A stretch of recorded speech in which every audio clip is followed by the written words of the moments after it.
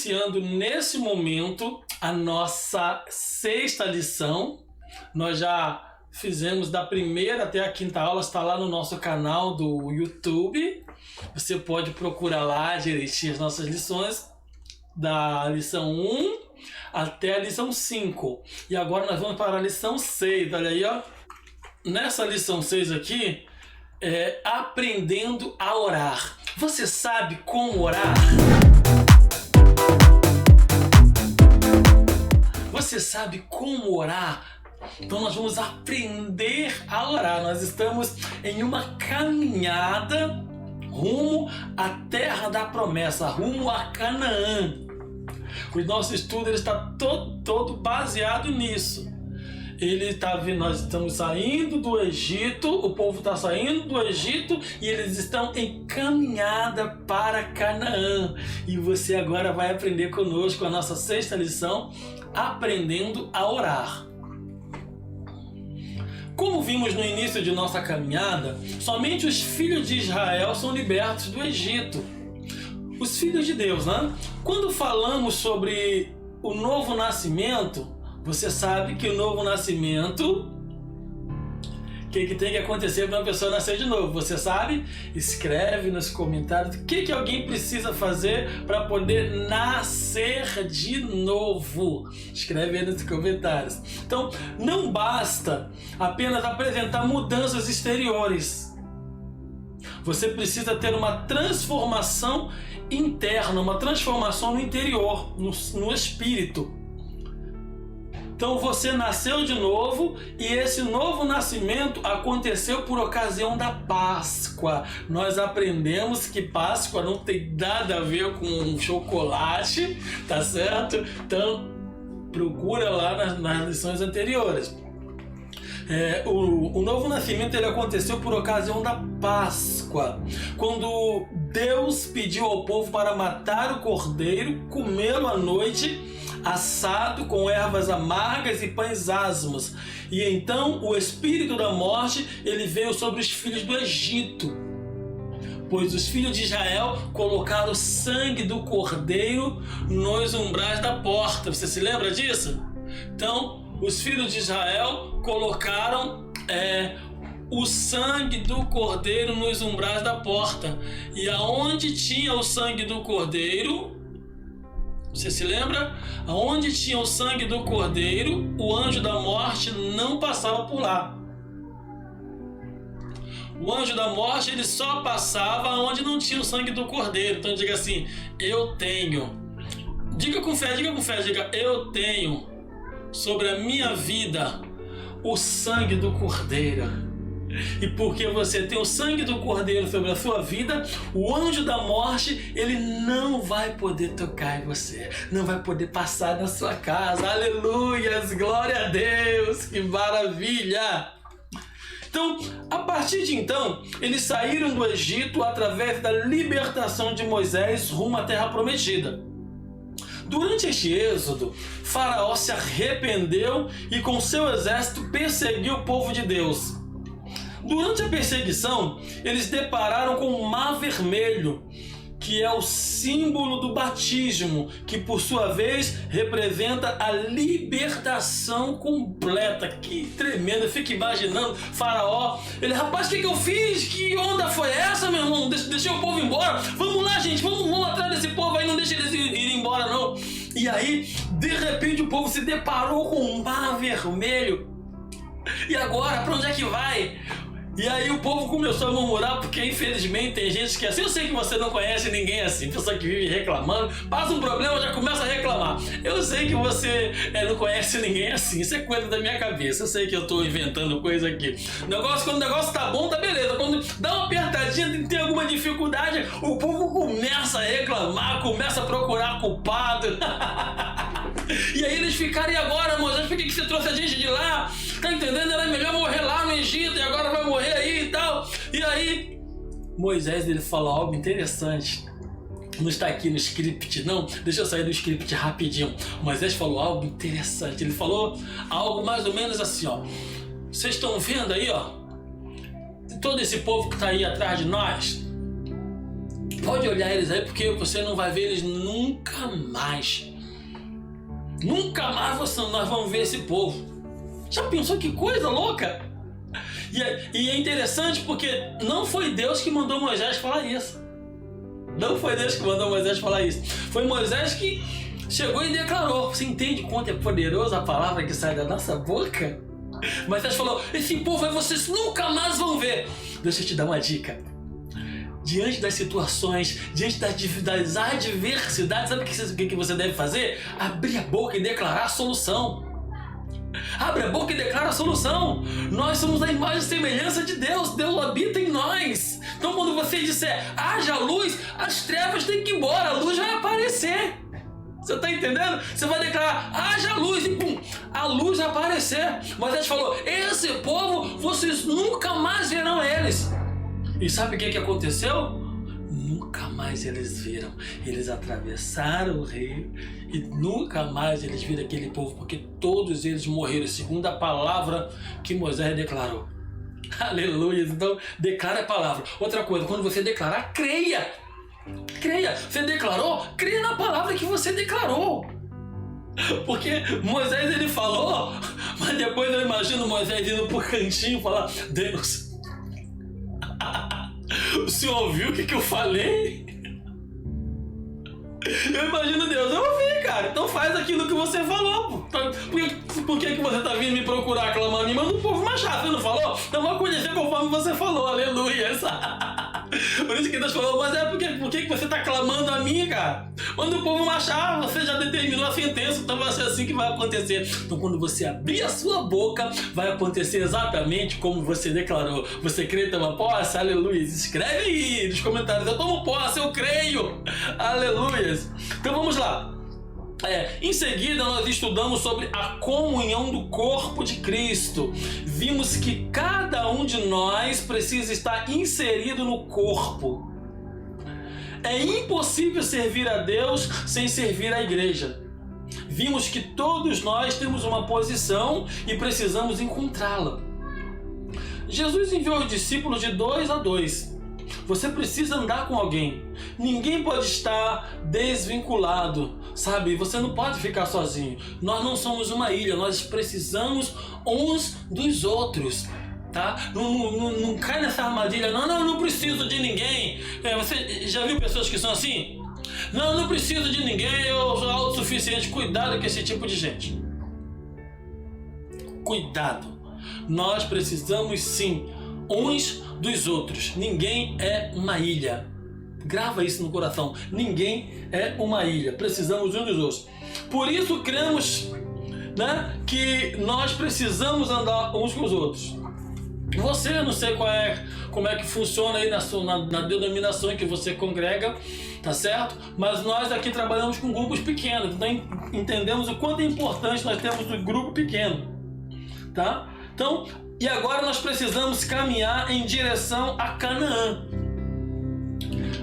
Tá vendo? Estamos fazendo esse estudo aqui. Se você desejar esse estudo aqui, me procura lá no canal do Telegram, PR Anderson Dias AM. Tem um canal lá no Telegram. Lá você vai saber como é que você faz para você poder adquirir esse PDF. Então agora precisamos caminhar em direção a Canaã.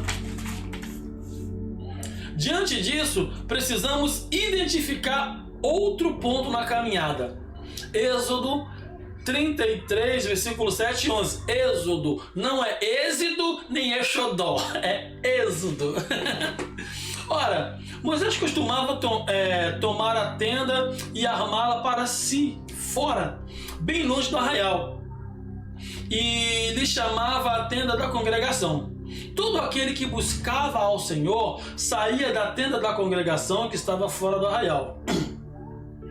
Quando Moisés saía para a tenda fora, todo o povo se erguia, cada um em pé à porta da sua tenda, e olhavam pelas costas até ele entrar na tenda. Uma vez que Moisés estava dentro da tenda, descia a coluna de nuvem, punha-se à porta da tenda, e o Senhor falava com Moisés. Todo o povo via a coluna de nuvem que se detinha à porta da tenda. E todo o povo se levantava, e cada um à porta da sua tenda adorava ao Senhor. Falava o Senhor a Moisés face a face, como qualquer fala a seu amigo. Então voltava Moisés para o arraial, porém o moço Josué, seu servidor, filho de Nun, não se apartava da tenda. Esse texto fala da vida de oração que Moisés tinha. Você tem uma vida de oração? Você tem um hábito de orar? Aleluia! Todo homem de Deus precisa ser homem de oração. Precisamos ser empresários que sejam homens de oração, profissionais liberais bem-sucedidos que orem. Não adianta você ser só alguém bem-sucedido, alguém de posses, tem que orar. Você precisa ser alguém de oração.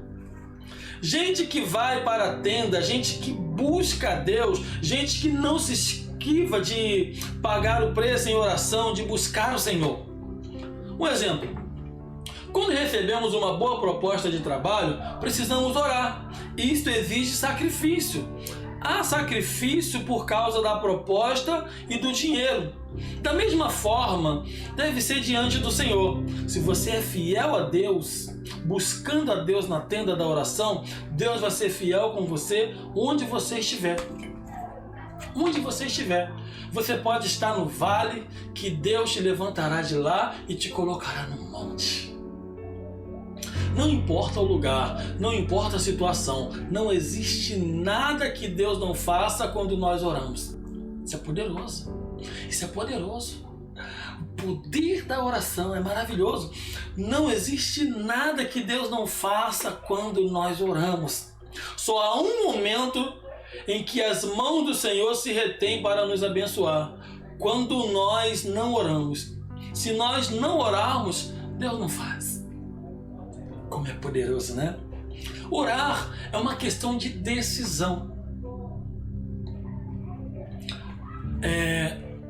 Eu sei que tem vezes que você não está muito animado para orar. Tem vezes que eu também não estou. Pastor? Tem vezes que eu não estou. Mas aí tem uma estratégia muito interessante que eu aprendi. Quando você não sei o que falar com Deus, e agora como é que eu vou fazer para orar? Como é que eu faço? Eu começo a lembrar: poxa, minha esposa está ali trabalhando. Começo a agradecer a Deus pela minha esposa que está ali trabalhando, pelo meu filho que está ali na aula, que está aprendendo, que está crescendo. E aí eu começo: Senhor, quando minha esposa estiver vindo, da forma que o Senhor a levou, traga ela de volta, livra ela de todo mal, guarda o meu filho, livra do assaltante. E daqui a pouco, quando eu vejo, eu já estou orando. Eu estou tendo um momento. Tá entendendo? Então, começa a desenvolver. Começa a arrumar, entre aspas, uma desculpa para você poder estar orando. É maravilhoso. Então, tem um exemplo aqui, ó. Houve uma ocasião em que uma pessoa comentou comigo: pastor, essa igreja é estranha. Todo mundo orando. E eu respondi: se não for assim, muitos dormem.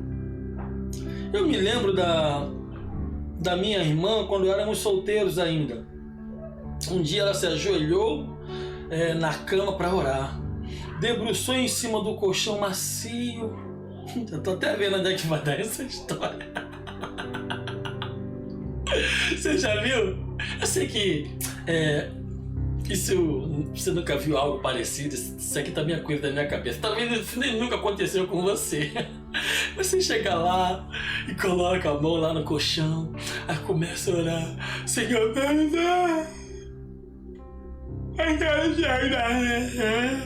aí vai. Daqui a pouco já aconteceu com você isso? Comigo já.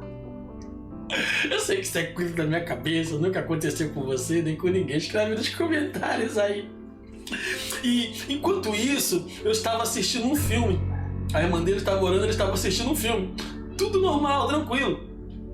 Fiquei observando aquela oração demorada que não acabava. Em um momento de intervalo do filme, eu fui olhar lá orando. Pensei comigo: mulher de oração é essa? Tu é doido, essa mulher ora, arrebenta na oração. O filme terminou. Então quando eu passei diante do quarto dela, abri a porta, Ela levou um susto, estava dormindo ajoelhada na cama. Falei que ia dar aqui nisso aqui a história. É por isso que nós oramos andando.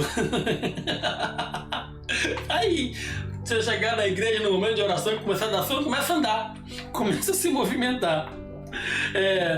Porque quando você acorda cedo, tem que andar para não dormir, para não perder o raciocínio.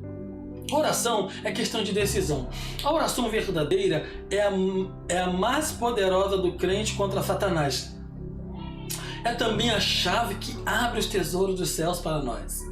Se você quer vencer o diabo, tem que orar. Se você quer que as portas dos céus sejam abertas para você, então você também precisa orar. Sem oração, ninguém vai a lugar algum. Bata no peito e diga assim: oração é decisão, e eu vou tomar essa decisão de orar. Oração é uma decisão que ninguém pode tomar por você. Você precisa decidir orar. Oração é decisão. Por que a oração governa? Porque a oração, ela governa os céus. Por que nós temos que orar? Porque a oração governa os céus. John Wesley dizia o seguinte: parece que Deus é ilimitado por nossa vida de oração. Ele nada pode fazer em prol da humanidade, a não ser que alguém lhe peça. Só tem algo que pode limitar Deus: é a falta de oração. Se você não orar, Deus não vai fazer. Mas se você orar, Deus virá e vai fazer a sua obra. Oramos porque a terra é quem governa o céu. Olha aqui Mateus 18:18. Em verdade vos digo que tudo que ligares na terra, tudo que você ligar na terra, terá sido ligado nos céus, e tudo que desligar na terra terá sido desligado no céu. Poderoso, é poderoso. Quando nós abrimos a boca, a oração, ela governa os céus. Segundo o texto, aquilo que nós ligarmos aqui na terra será ligado lá no céu, e aquilo que desligarmos na terra será desligado no céu. Então, há coisas que precisam ser ligadas e há coisas que precisam também serem desligadas. A Bíblia está dizendo: liga aqui e será ligado, confirmado lá. Desliga aqui e vai ser desligado lá. Ou seja, nós temos a graça concedida por Deus de determinar coisas em oração e elas acontecem no céu. Toda a ação no céu será feita a partir de uma oração na terra. Aleluia! Que tremendo, que tremendo! Hoje você está chegando ao convívio da igreja, você que é novo convertido.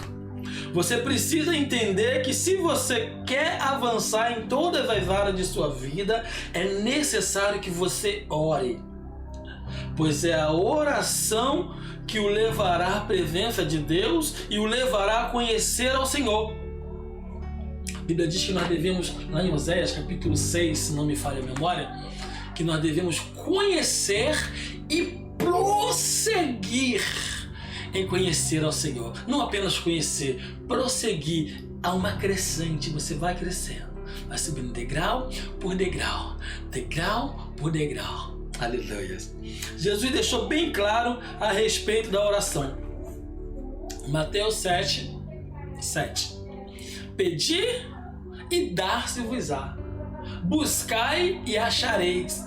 Batei e abrir-se-vos-á. Pois todo o que pede, não é alguns. Somente alguns não. Pois todo o que pede, recebe. E o que busca, encontra. E ao que bate, abrir-se-lhe-á. Ou qual dentre vós é homem que, se porventura o filho lhe pedir pão, lhe dará uma pedra? Ou se lhe pedir um peixe, lhe dará uma cobra? Ora, se vós que sois maus sabeis dar boas dádivas aos vossos filhos, quanto mais o vosso Pai que está nos céus dará boas coisas aos que lhe pedirem. Aleluias! Muitas vezes temos uma compreensão errada de Deus. Deus é bom e é Pai. Muitos de nós somos pais humanos e falhos, mas sabemos ser bons com os nossos filhos. Agora imagina Deus que é bom. Você que é pai, que é mãe, você sabe o que é melhor para o seu filho. Sim ou não? Escreve aí, sim ou não? Eu me lembro, nós éramos 8 irmãos. Meus pais tiveram 8 filhos. E é interessante que eu não sei como é que era aí a sua infância, mas mamãe falava assim, ó, se você não passar de ano, é legal isso aqui, porque até nós como pais, a gente não presta para ser ruim com nossos filhos. A gente não presta, a gente até tenta ser ruim, mas nós não conseguimos isso. A mamãe falava bem assim, ó, quem não passar de ano não vai ganhar roupa de Natal. Quem lembra dessa época? Já aconteceu isso com você? Escreve aí nos comentários aí. E ela falava assim, se não passar de ano, não vai ganhar roupa de Natal. E aí acontecia que talvez um irmão ou outro não conseguia passar, e aí ela tinha que cumprir a promessa. Agora, como é que cumpre essa promessa? Eu me lembro que às vezes eu saía com a mamãe para poder ir lá, né, no centro da cidade, na época que era mais barata as roupas, né? E aí eu ia com ela, eu molecote ainda, garotão.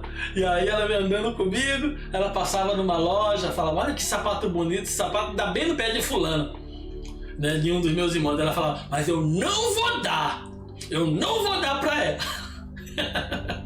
E aí o que acontecia? Ela ia andando, só que depois ela voltava, entrava lá na loja e comprava. E aí o que acontecia? Ela chegava lá em casa e pegava a caixinha de sapato ou o embrulho de presente e jogava, olha aí fulano, ó, você não merece não, mas eu comprei. É que interessante, nós que somos pais, a gente não consegue ser ruim com nossos filhos, não adianta. Agora imagina um Deus que é totalmente bom, imagina um Deus que é totalmente bondoso. A Bíblia diz que Ele dará boas dádivas a nós. A nossa oração é como um incenso que enviamos aos céus. Quanto mais você ora, mais incenso está enviando. Quanto menos ora, menos incenso está enviando. Apocalipse 5:8. E quando tomou o livro, os 4 seres viventes e os 24 anciãos prostraram-se diante do Cordeiro, tendo cada um deles uma harpa e taças de ouro cheias de incenso, que são as orações dos santos. Aleluia! No texto, o incenso é a oração. Quando nós oramos, a nossa oração sobe como uma fumaça diante de Deus. Então o anjo põe a fumaça, que é a oração, dentro de uma taça. Por isso, é necessário ter paciência, pedir, buscar e bater. Pedir, buscar e bater. Tem que ter paciência.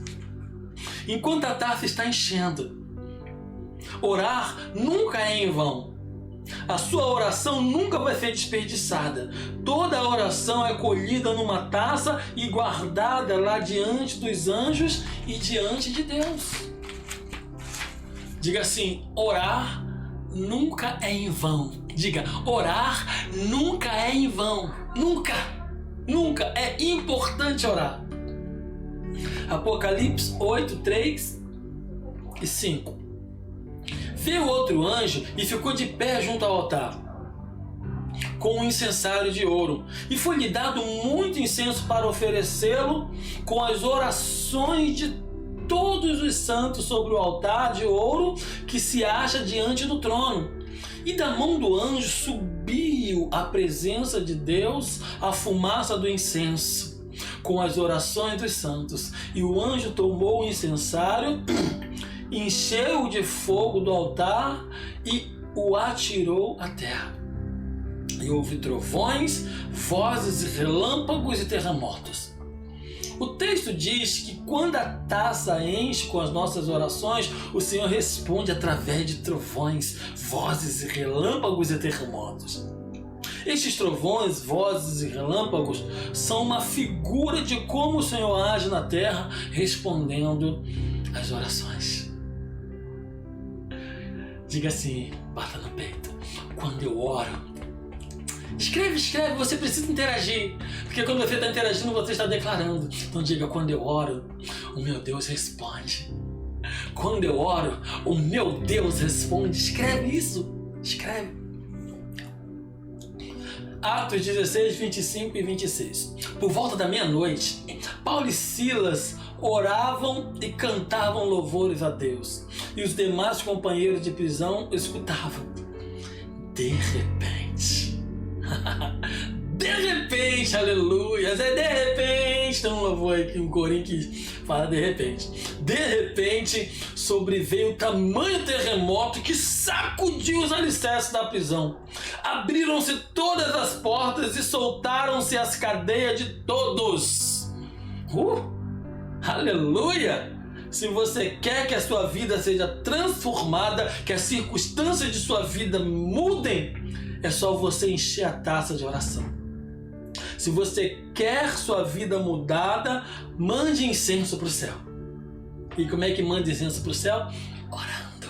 Orando. Aleluia!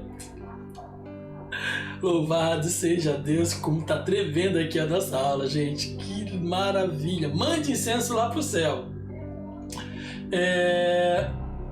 Nós temos que orar e sermos conhecidos como um povo de oração. A igreja tem de ser conhecida como casa de oração. Você tem que ser conhecido como homem ou como mulher que ora. 3. Oração gera intimidade. Oração gera intimidade. Orar é falar. Okay? Quanto mais você fala, mais intimidade gera. Por exemplo, você é casado? Então, como é que foi para você conhecer o seu cônjuge? Ele te olhou, ou você olhou para ele, né? Deu aquela mexida no cabelo, aquela viradinha assim. Ele olhou e falou: rapaz, olha o meu número, aleluia. Aí começou a falar com você, começou a conversar. Né, com todo cuidado para não, né, falar coisas que não deve te entristecer, mas depois, com o passar do tempo, ele foi tendo um pouco mais de intimidade, porque quanto mais conversa, mais intimidade tem, né? E aí vai tendo. Então, oração gera intimidade. Quanto mais você fala, você vai se tornando mais ousado. Quanto mais você fala, você vai se tornando mais ousado. Quanto mais você ora, mais ousadia você vai tendo. Oramos porque quanto mais oramos, mais íntimo nos tornamos de Deus. Cada vez que eu oro, mais íntimo de Deus eu me torno.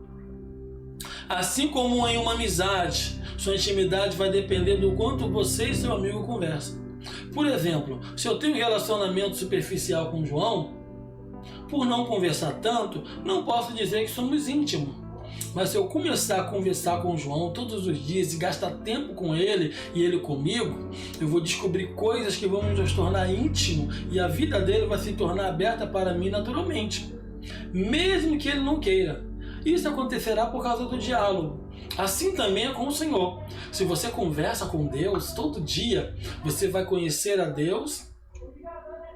Quando você está orando, Deus fala com você também. Deus ministra seu coração. Voltando ao exemplo do João, depois de conversarmos todo dia, né, meia hora, alguém pode chegar e me dizer: pastor, vamos fazer isso para o João e eu terei argumentos para falar. Irmão, não vamos fazer isso porque o João não vai gostar. Isso sempre acontece. Muitos irmãos chegam e sugerem uma série de coisas para a igreja poder fazer, mas não deixo avançar porque sei o que agrada a Deus ou não. Então tem irmãos iludidos com tantas coisas porque não conhecem a Deus. Você tem que conhecer a Deus e ter experiência ao conversar com Ele todos os dias. Todos os dias você precisa ter essa experiência com Deus. Experiência, desenvolva relacionamento. Quero declarar que vai chegar um tempo em que você vai estar tão íntimo, mas tão íntimo de Deus, que quando você abrir a sua boca, você vai começar a vivenciar experiências sobrenaturais, tá certo? Até a nossa próxima aula, que Deus em Cristo te abençoe, hein? Graça e paz.